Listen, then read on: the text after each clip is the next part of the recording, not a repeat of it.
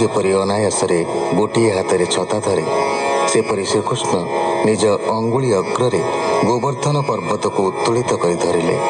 ଗୋପ ଗୋପୀଗଣ, ଗୋ ସମୂହ, ଭୃତ୍ୟ, ପୁରୋହିତ ସମସ୍ତେ ପର୍ବତ ତଳେ ଆଶ୍ରୟ ଗ୍ରହଣ କଲେ। ଇନ୍ଦ୍ରଙ୍କର କ୍ରୋଧ ବଢ଼ିଗଲା। ବଜ୍ର ନିକ୍ଷେପ କରି ଗୋବର୍ଦ୍ଧନ ଧ୍ୱଂସ କରିବାକୁ ଚାହିଁ ଶେଷରେ ସେ ପରାସ୍ତ ହେଲେ। ତାଙ୍କର ମୋହ ବିଦୂରିତ ହେଲା। କୃଷ୍ଣଙ୍କ ମହିମା ଜାଣିପାରି ତାଙ୍କର ସ୍ତୁତି କଲେ।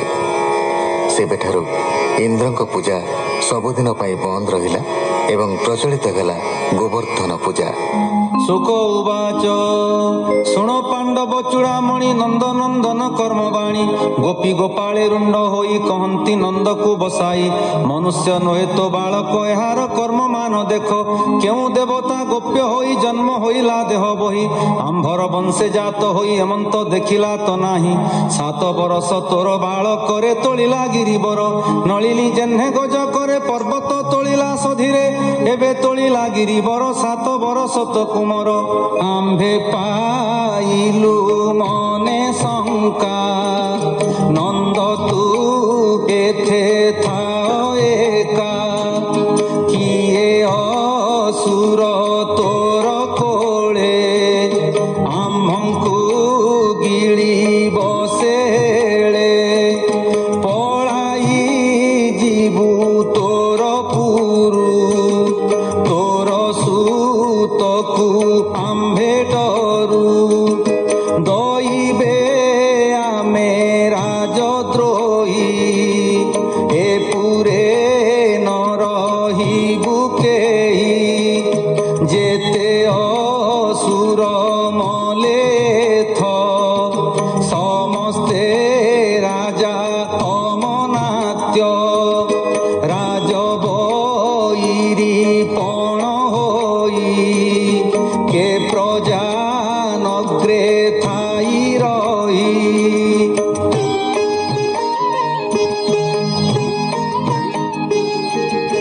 ଏବେ ହୋଇଲା ବଡ଼ ଭୟ ଯଜ୍ଞ ଭାଙ୍ଗିଲା ତୋର ପୁଅ। ଇନ୍ଦ୍ରର ତୁଲେ ବାଦ କରି କେ ରହି ପାରେ ମର୍ତ୍ତ୍ୟପୁରୀ।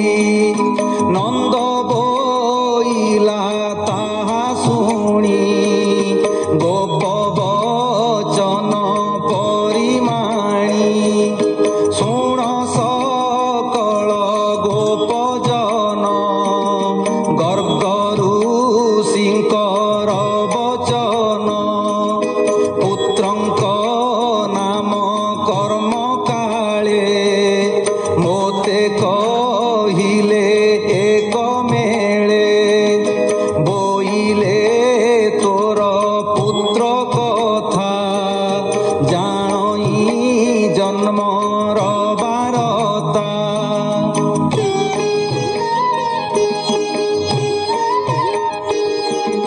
ଚାରି ଯୁଗରେ ଚାରି ବର୍ଣ୍ଣ ଶୁକ୍ଳ ଶୋଣିତ ପୀତ ଶ୍ୟାମ।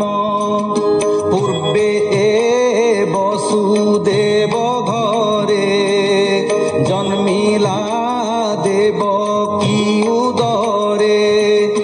ଏହାର ନାମ ବାସୁଦେବ ବିଦିତ ବୋଲନ୍ତି ସାଧବ। ଏହାର ନାମ ଗୁଣ ଯେତେ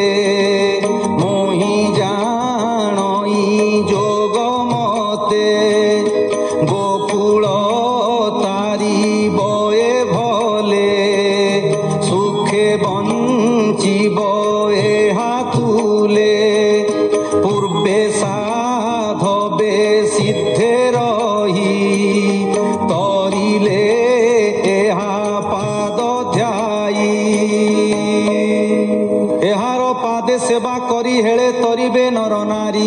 ହେ ନନ୍ଦ ଶୁଣ ସାବଧାନ ମନୁଷ୍ୟ ନୁହେଁ ତୋ ନନ୍ଦନ। ଦେଖ ଏହାର ବର୍ଣ୍ଣ ଚିହ୍ନ ପ୍ରତ୍ୟକ୍ଷ ବିଷ୍ଣୁର ସମାନ। ହେମନ୍ତ କହିଗଲେ ମୁନି ତାହାଙ୍କ ବୋଲ ଶିରେ ଘେନି। ମଣିଲି ନାରାୟଣ ପ୍ରାୟ ତୁମ୍ଭେ ନ କର ମନେ ଭୟ। ପୁତ୍ରର ଜନ୍ମ 3 ଦିନେ ଅଇଲି ମଥୁରା ଭୁବନେ। କଂସ ବିଡ଼ିଆ କର ଘେନି ରହିଲି ସେଦିନ ରଜନୀ। ନବରେ ଦେଖି ବସୁଦେବ ସେ ମୋର ପ୍ରିୟ ମିତ୍ର ଭାବ। ଏହାର ଯେତେ କଥା ମାନ ଯାହା କହିଲେ ତପୋଧନ। ମହାଦେହ ଜୁଥାଇ ବସି ପ୍ରିୟ ବଚନ ଅହର୍ନିଶି।